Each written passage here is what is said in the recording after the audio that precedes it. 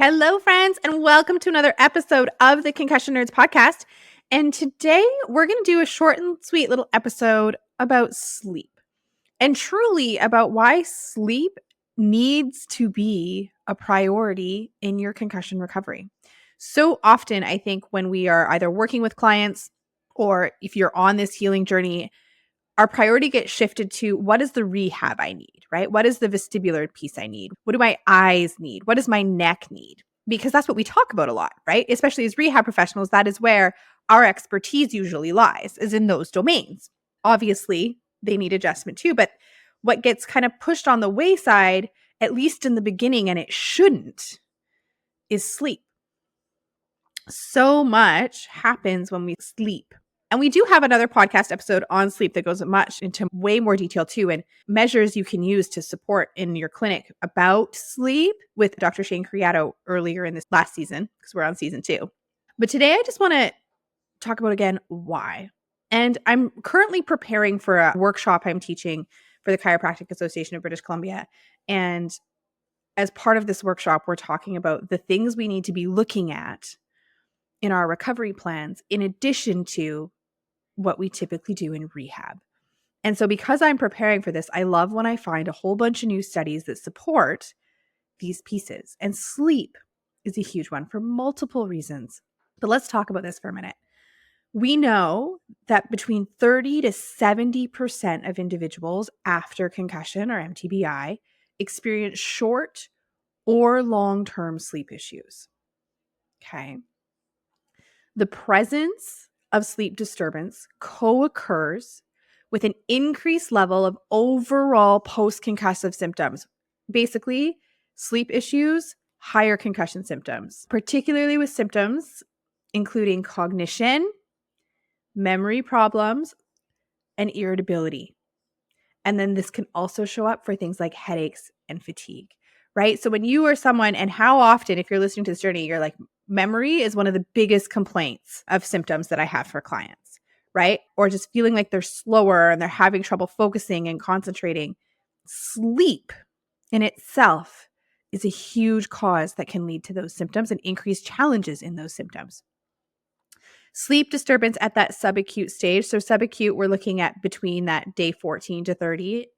Sleep disturbance in a subacute stage is associated with persistent poor concentration and memory problems, as well as worse neurocognitive function, slower overall recovery, and lower satisfactory of life in the long term. Right? So this is another study that found how sleep is linked into so much of these factors that we're struggling with sometimes after concussion.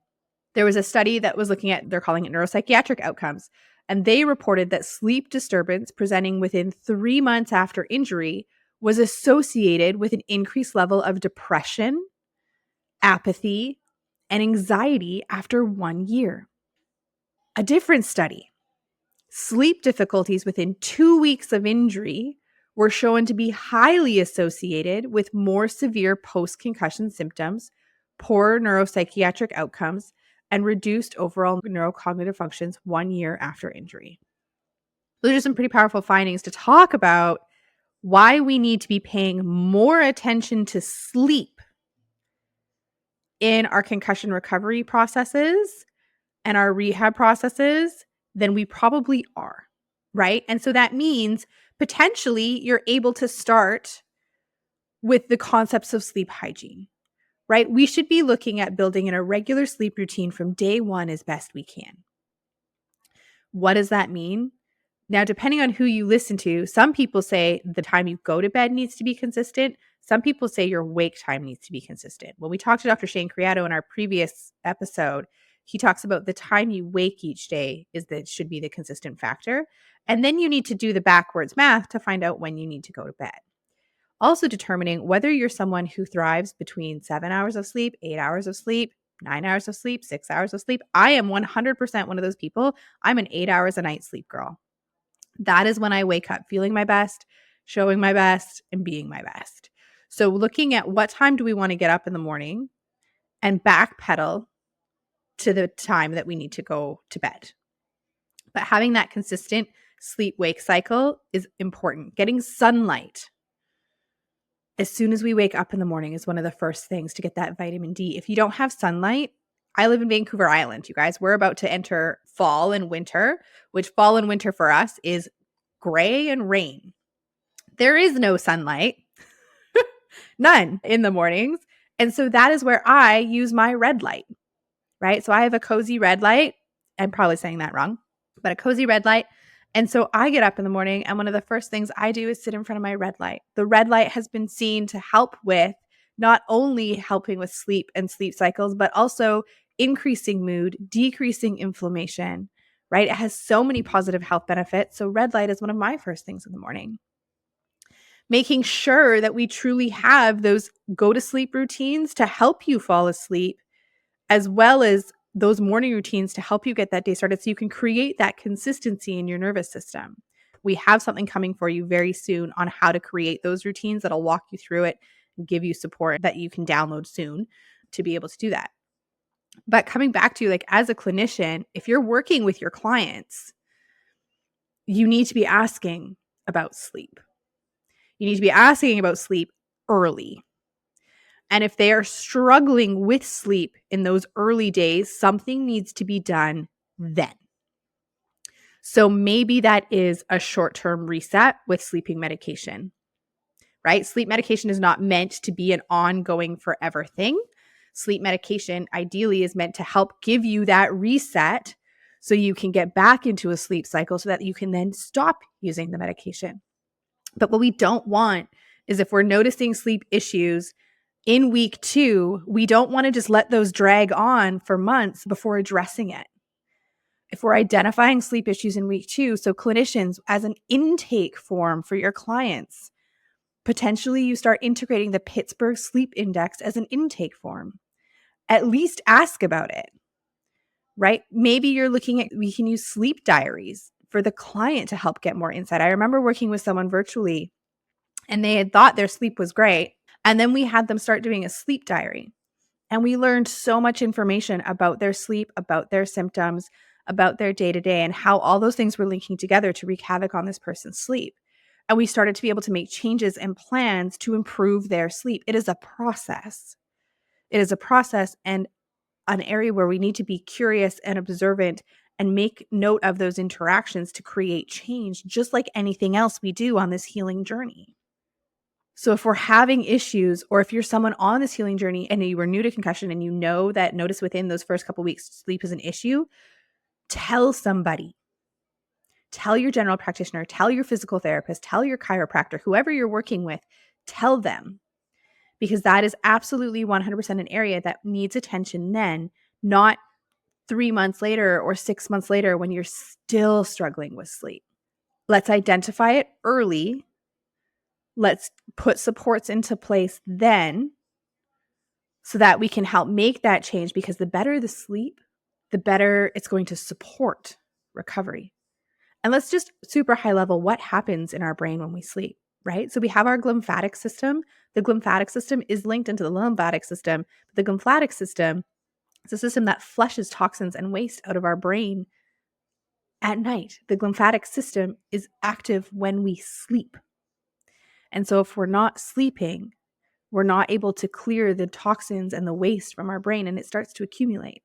That can contribute to the sustained neuroinflammation, can contribute to the cognition and other symptomology, right?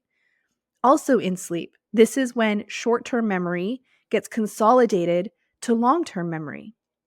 So people that are really struggling with memory issues, if you don't reach those deeper stages of sleep, then those memories are not being consolidated and you're going into long-term memory. Sleep is also, those deeper stages of sleep is also when we start to regenerate and repair tissue repairs. This is when increased neurotransmitter is released or replenished, right? So many things physiologically happen in our brains and in our bodies when we reach those deeper levels of sleep. Now, why am I also not a huge fan of long-term sleeping pill use is because sleeping pills and sleeping medications disrupt the sleep architecture. When I'm talking about sleep architecture, I'm talking about the light sleep and then stage 1, stage 2, stage 3, stage 4, and REM, right? We have an architecture that we move through the night in sleep. Deep sleep usually happens a little bit later. Sleeping pills will disrupt that architecture.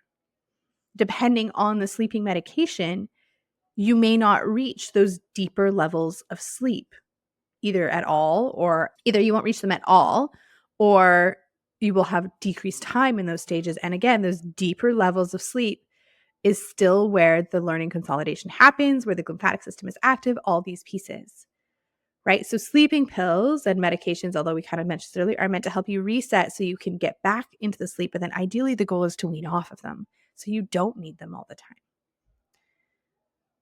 Right? So this is a really short and sweet episode. We're not going to dive into a ton about sleep hygiene and all that on this episode, but this is a short and sweet episode to say, clinicians, you need to be asking about sleep, and we need to be identifying if this is an issue early, right? Again, 2 weeks in, if someone is complaining of sleep, that becomes a priority in our treatment plan. What do we do about it? As physical therapists, as chiropractors, as the allied health group, we can support in education around sleep hygiene. We can support in tools to help calm the nervous system before you go to sleep. That's a big piece of evening routines. We can support in creating those morning evening routines. Again, we have a workbook coming out for you about that because of this topic. We can refer back to general practitioner because maybe we do need a short-term medication support. Maybe that starts with melatonin, whatever these pieces are. And if this is still an issue, maybe we refer to a sleep specialist. Now, I will say there are different occupational therapists who have extra training in sleep. So the occupational therapist that works for my clinic, Symphony, she has additional training on sleep and insomnia and those pieces of things. Maybe we need to be referring to a sleep clinic if someone is really struggling, but we need to be talking more about this avenue and the avenues to support sleep in this population for better recovery and healing.